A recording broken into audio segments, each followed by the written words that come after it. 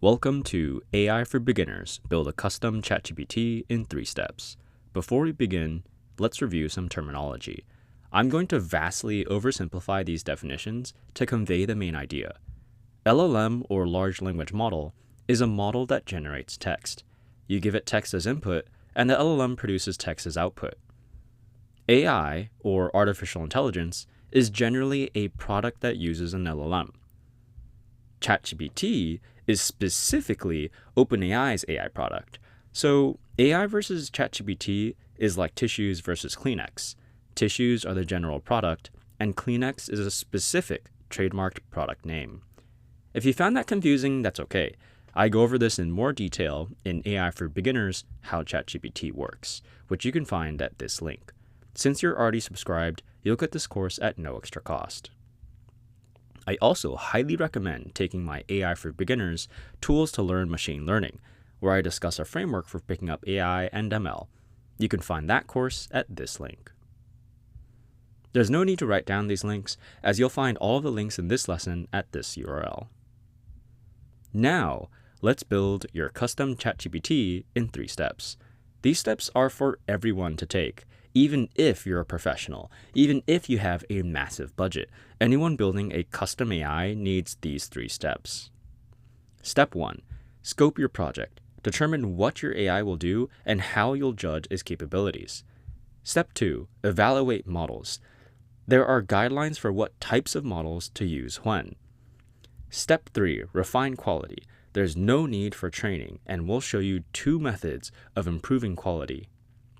Now, let's start with step 1, scope your project. The first step here is to narrow your focus to text-to-text tasks, meaning you give the AI text as input and get text as output. Let me explain why. First, from experience, we know that AI can take in much more than text. We can give AI images, PDFs, websites, videos, and more. It can also output more than text. AI can produce images, code, graphs, audio, and much, much more. That's a lot of different media. However, remember what we said before. AI is a product that uses an LLM. And an LLM is a model that takes in text as input and generates text as output. So back to our diagram.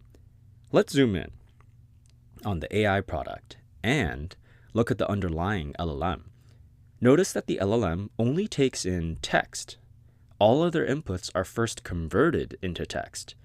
Knowing this, the ideal case is to give the AI text directly and skip that conversion process entirely. This is because text conveys the most information per word. Let me explain by example. Let's say there's a web page with results from a recent soccer game. How many words are on this page? I see 1, 2, 3, 4, 5, 6, 7, 8, 9, 10, 11, 12. So a total of 12 words. I could give the AI this text directly, a mere 12 words, or I could take a screenshot of that web page and give that image to AI. The AI would then translate that image into a whopping 2,030 visual words. That's over 170 times more words for the same amount of information. So in conclusion, text is more efficient at communicating information than images of text. As a result of this, for simplicity for your project, stick with text in, text out tasks. Here's another example. Say you want to ask ChatGPT for feedback on your slides. You have several options for download formats. Don't download the slide deck as a PDF, though, and definitely don't download as images. Instead, download the slides in plain text format. This plain text format contains just the raw text for all of my slides, without any extra formatting or unnecessary information. Now I can upload this file and ask ChatGPT to provide feedback on my slides. Luckily, my slides are just provided as raw text, making it efficient for ChatGPT to process. In short, if you want to feed a file to ChatGPT, export that file in plain text format where possible. Let's do one more example. Let's say I want to ask ChatGPT about a blog post I'm reading. Don't screenshot the web page. Instead, directly provide ChatGPT with the URL of the web page, and you'll find that ChatGPT will actually access that web page for us, summarizing that blog post. We can check that ChatGPT accessed the right URL by clicking on Sources. And on the right-hand side, we'll see the original web page listed as a citation.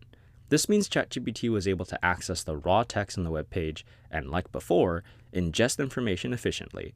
Success. In short, give web page URLs directly so that ChatGPT can access the web page and extract its contents as raw text on its own.